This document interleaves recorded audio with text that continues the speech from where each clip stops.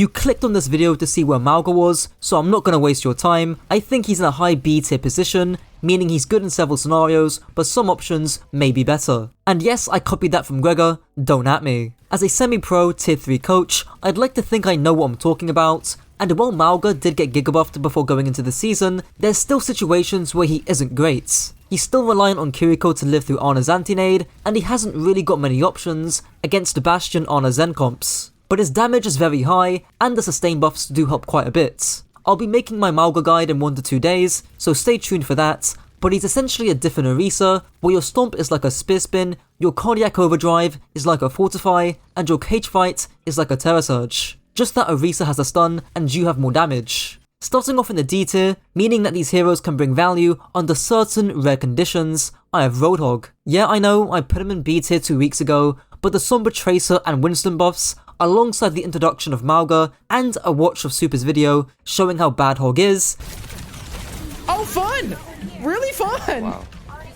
Guys, I think Hog needs a rework. Kinda swayed me. Hog isn't even situational. There needs to be multiple variables for him to even do anything. The map, your comp, the enemy comp, and your own efficacy in hitting hooks is all gonna dictate how well you do. After Hog is Farah, and again, she's here because of her reliance on Mercy and on map geometry. You need a Mercy to even be viable, and that's why I'm keeping Farah this low. Before I continue, if you want to rank up fast in Season 8 and hit a new peak for yourself, I strongly recommend you check out my coaching. All the coaching is uploaded on my second channel, so you yourself can see that I'm the real deal. If you're interested, click the top link in the description. Starting off in the C tier, basically meaning that these are situational picks, I have Zenyatta. Zen mains are gonna struggle in this heavy dive meta for sure, but there are situations where Zen is good.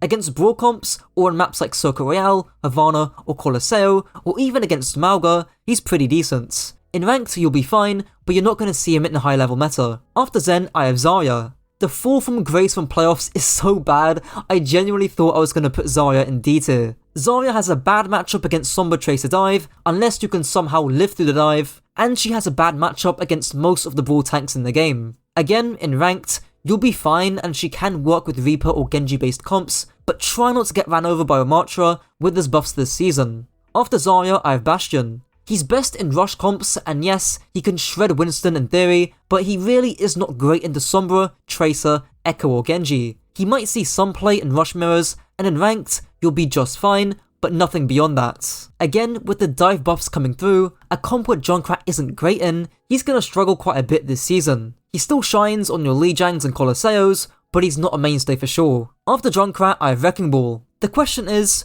with Sombra Tracer being back, and with Winston and Doomfist being buffed, why are you even playing Ball? And there actually is a decent answer. He's great at disrupting brawl comps and fighting and dueling squishy heroes effectively. His playstyles are also flexible. However, there's just better options at the moment. After Ball, I have Reinhardt. Ramattra is just better than you now. There's actually very few scenarios where you'd want a Reinhardt over any other tank, but I'm keeping him in C tier and not in D tier because the margins are still very slim. Shatter is a great ultimate into Ramattra, and he's actually pretty good against dive, being able to shield off anti-nade reliably and pin Winston when he jumps in. Next up, I have Mercy. Again, my reasoning for putting Mercy here is similar to Zen. Not great in Sombra Tracer metas, but will definitely have some good usage in ranked. Next up, I have Moira. Moira has two playstyles. You either heal bots, or you go full TikTok DPS. In both scenarios, a Kiriko just does your job better. So, in what situation would you pick a Moira?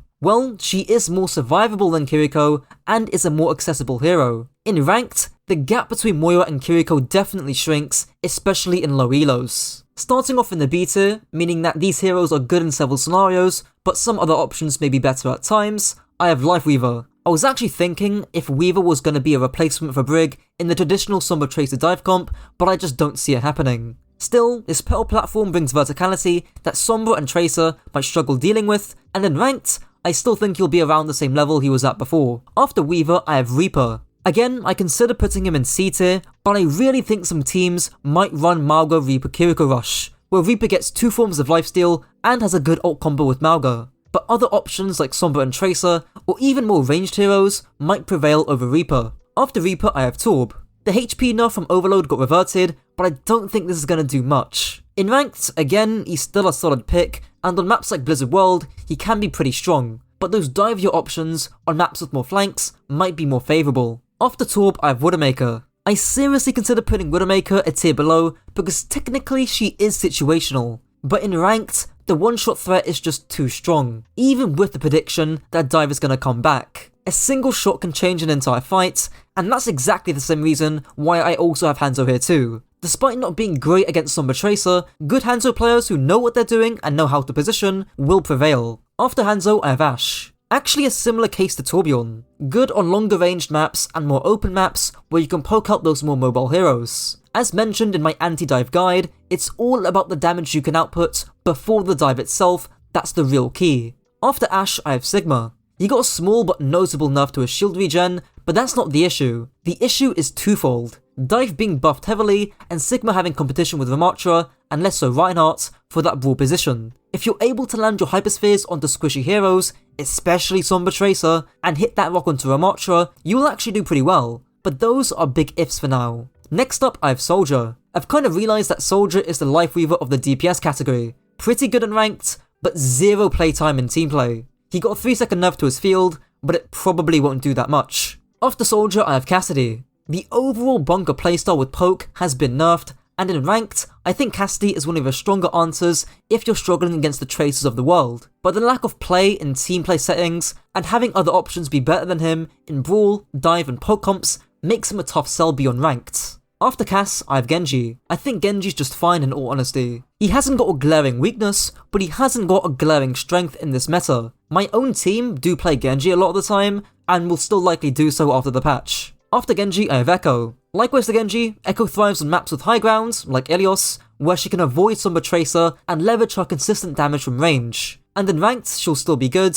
but I just think Tracer hard clears Echo in this meta. After Echo, I have D.Va. Winston has a stronger matchup now into D.Va, but some teams who might struggle with dive could use D.Va as a more defensive, mobile option. Still though, the reason why she's in beta is down to her flexible playstyles and ranked. She can do anything you really want her to do, and she's still good at shutting down Tracer. After D.Va, I have Mei. Dive is the name of the game now, and Mei was already a fairly map-dependent pick beforehand. The only reason why she isn't C tier is because she's actually fairly good against dive, but on some maps and with some comps, other options are going to be better. After Mei, I have Orisa. With Sigma falling out of the meta, and a neutral matchup into Ramattra, Orisa is positioning herself to be a solid pick this season. Her matchup into dive isn't too bad either, but I don't see her getting much play in team settings, even though I think she's fairly competent in ranked. After Orisa, I have Symmetra. She's the only hero who can truly enable a rush comp to its full potential, while also being good in ranked, if, again,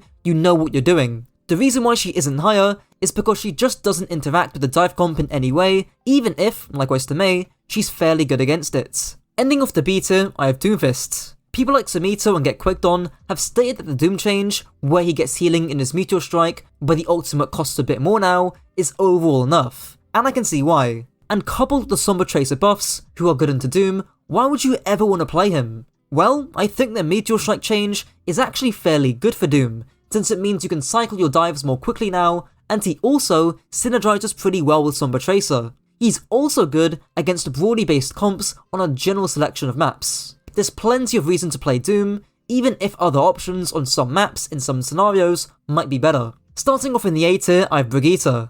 Dive is back, and you know what that means. Brig is back too. I think she's going to be especially strong in ranked as being a good response to Tracer, but in team play, I'm actually a bit skeptical as to whether she might get run over by the Lucio Kiriko comps due to the Winston armor buff. Following Brig, I have Baptiste. They reduce his clip size a bit, and again, there's no massive downside to Baptiste. He actually has it all. Just that in some scenarios, a Kiriko or an Honor might be more valuable with the comp that you're playing. After Baptiste, I have Iliari. I can maybe see a few teams try and run Iliari, but the Saudi comp or the split comp is basically dead.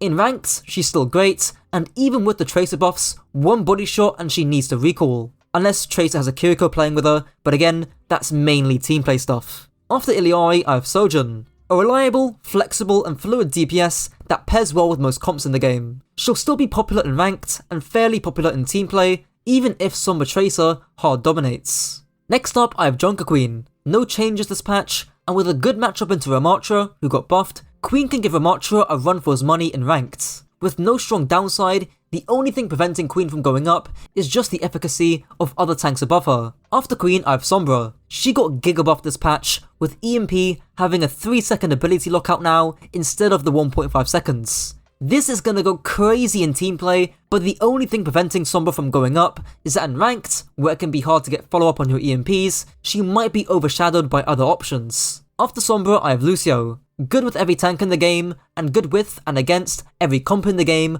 unless we're in a pug meta. But we're not, so Lucio enjoyers can rejoice. After Lucio, I have Ramattra. Bro got giga buffed this patch with 100 base armor, more damage in his Omnic form, and bigger sized projectiles. This makes him objectively the better Reinhardt now, and one of the best brawl tanks in the game. You still need to be careful of Sigma's rock, but if you're able to block, bait, or dodge his rock, it's looking Drover for that Sigma. Ending off the A tier, I have Ana. She goes well with dive, and I don't really see her getting a reduction in playtime, especially in team play. She's great in ranked, and in team play. She's not an S tier though, because I think there's one support who's slightly better. Now entering the S tier, basically meaning that these heroes are exceptional, they're good in 9 out of 10, if not all scenarios, I have Winston. J. Karu, the UK's best Winston player and one of the best Winstons in the world, said on Twitter that the Tesla cannon buff, what he now pierces through armor, is quote unquote fucking broken. Heroes that can sustain through Winston's dive, or they could have done so before, mainly Brig,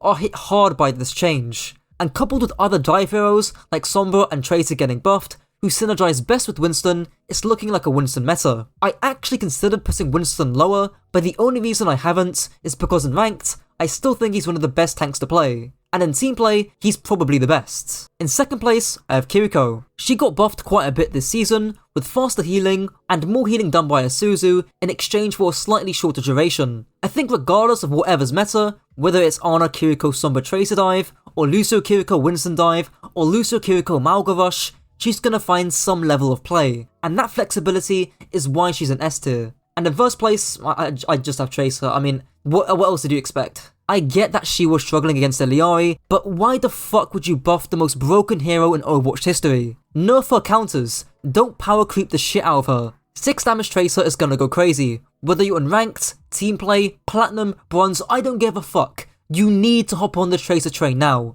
And that's it for the lists. If you want to learn any of these heroes, do be sure to check out my guides on my channel, and let me know your thoughts down below. Until next time.